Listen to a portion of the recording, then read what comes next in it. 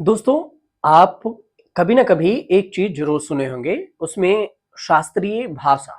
शास्त्रीय भाषा के बारे में आप सुने होंगे, नहीं सुने होंगे तब भी आपको इस वीडियो में बताते हैं कि केंद्र सरकार ने अभी आज ही एक नए रूल के अनुसार से बताया कि मराठी, पाली और प्राकृत, असमी और बंगाली, इन 5 भाषाओं को अब शास्त्रीय भाषाओं के लिस्ट में सरकार ने जोड़ दिया है।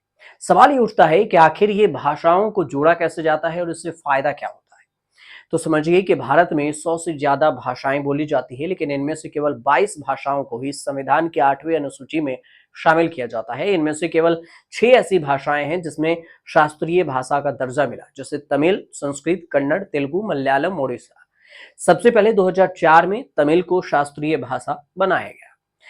शास्त्रीय भाषा बनने के मापदंड भी हैं कुछ। अब क्या है वो समझिए। शास्त्रीय भाषा की कैटेगरी 2004 में शुरू हुई थी और इसका मामला सांस्कृतिक मंत्रालय संभालता है। 2014 में तत्कालीन संस्कृति मंत्री चंद्रेश कुमारी कटौच ने राज्यसभा में एक लिखित उत्तर में किसी भाषा को शास्त्रीय भाषा के रूप में घोषित करने के लिए सरकार द्वारा विकसित मापदंडों के बारे में बताया। उन्होंने तब कहा था कि भाषा के प्रारंभिक ग्रंथों का इतिहास 1500 से 2000 साल से ज्यादा पुराना हो। प्राचीन साहित्य ग्रंथों का एक संग्रह, जिससे यह भाषा को बोलने वाले लोगों में पीढ़ी दर पीढ़ी एक मूल्यांकन करने के बाद हो। अब साहित्यिक परंपरा ओरिजिनली यानी कि खुद की बनाई हुई हो, किसी अन्य भाषा समुदाय से न ली गई हो। शास्त्रीय भाषा और साहित्यिक का आधुनिक से भिन्न होने के कारण शास्त्रीय भाषा और उसके बाद के रूपों और उसके शाखाओं के बीच में अंतर होना चाहिए। भाषा की उत्पत्ति कब हुई, इसका पता लगाना मुश्किल हो सकता है, क्योंकि भाषा के विकास की एक लंबी प्रक्रिया रहती है।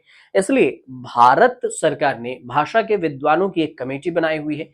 एक रिपोर्ट के मुताबिक कमेटी में केंद्रीय गृह और संस्कृति मंत्रालय के प्रतिनिधि और 4 से 5 भाषा के एक्सपर्ट विशेषज्ञ शामिल होते हैं, और इसकी अध्यक्षता में ही साहित्य अकादमी के अध्यक्ष इसकी अध्यक्षता करते हैं। इसी तरह मापदंडों में से ये छूट मिलती है कि शास्त्रीय भाषा और उसके आधुनिक रूप में अंतर हो सकता है, जैसे कि पाली और संस्कृति अलग अलग है, लेकिन वो एक दूसरे से संबंधित भी है। प्राचीन भारत में संस्कृति विद्वानों की भाषा थी, जबकि पाली आम लोगों द्वारा बोली जाने वाली भाषा। इसी वजह से संस्कृत शब्दों की तुलना में पाली शब्दों का उच्चारण करना आसान हो गया। पाली और संस्कृत में कई शब्द मिलते जुलते हैं।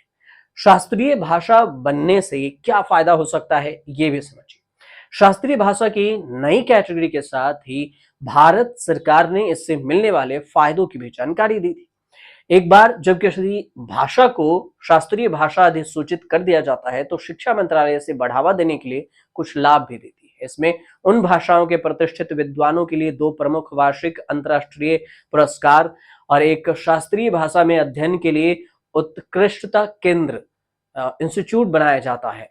और इसके अलावा यूनिवर्सिटी ग्रांट कमीशन यूजीसी से अनुरोध किया जाएगा कि शास्त्रीय भाषाओं के लिए केंद्रीय विश्वविद्यालयों में एक निश्चित संख्या में व्यावसायिक अध्यक्ष बनाए जाएं, जो इस भाषा के जानकार हों और उसके बारे में बताएं।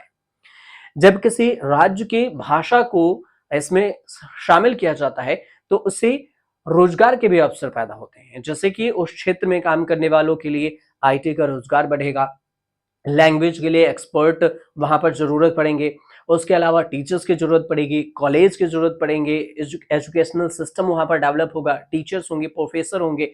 इन सभी सिस्टमों के द्वारा एक रोजगार की व्यवस्था को वहां पर डेवलप की जाती है। तो इस हिसाब से 5 भाषाओं को इस बार शामिल किया गया, जिसको लेकर बड़ी चर्चा हो रही है। और शिक्षा के क्षेत्र में यह समझाने के लिए बहुत जरूरी था कि भाषाओं को शामिल करने से क्या कुछ लाभ होता है, इसलिए हमने आप तक ये वीडियो बनाई और पहुंचाई है। आपको जानकारी अच्छी लग रही हो तो चैनल को सब्सक्राइब जरूर कीजिएगा, साथ में शेयर जरूर कर दीजिएगा।